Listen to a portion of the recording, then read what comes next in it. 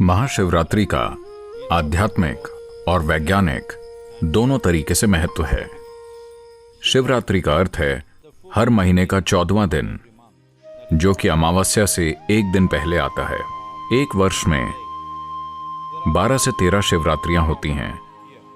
इन सभी शिवरात्रियों में से वो शिवरात्रि जो फरवरी मार्च के माघ महीने में आती है, उसे महाशिवरात्रि कहते हैं। ग्रह के उत्तरी गोलार्ध में उस दिन इंसानी सिस्टम में ऊर्जा स्वाभाविक रूप से ऊपर की ओर बढ़ती है। हर एक जीव अपने भीतर ऊर्जा को ऊपर की ओर बढ़ते हुए महसूस करता है। इस ऊपर उठती हुई ऊर्जा का केवल वो ही प्राणी सही से उपयोग कर सकते हैं जिनकी रीढ़ की हड्डी सीधी है। मानव होने का हमारा सौभाग्य है कि केवल हम ही एक ऐसी प्रजाति हैं जिसकी रीढ़ विकसित होकर सीधी हो गई है।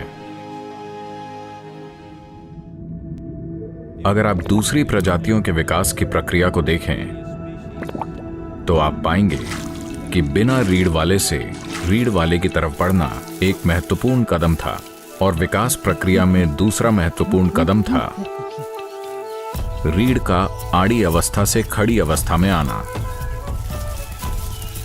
मस्तिष्क वास्तव में तभी विकसित हुआ जब रीढ़ सीधी हुई।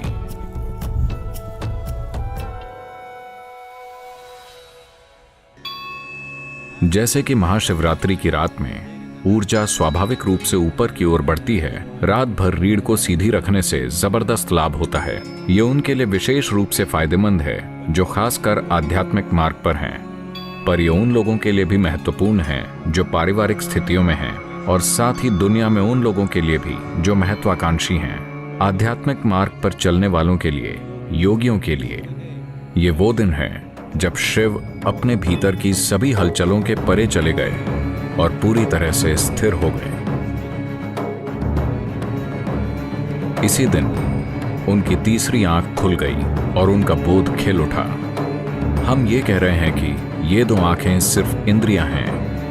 ये आपको आपके आसपास के भौतिक पक्षों को ही दिखा सकती हैं, लेकिन अगर आप इन भौतिक पक्षों का आधार देखना चाहते हैं, अगर आप उन सूक्ष्म आयामों को देखना चाहते हैं जो प्रकृति की भौतिकता से परे है, अगर आप उसे जानना चाहते हैं, तो आपको बोध के एक अलग आयाम की जरूरत है। बोध का वो आयाम जो भौतिक से परे है, उसे तीसरी आंख कहते हैं।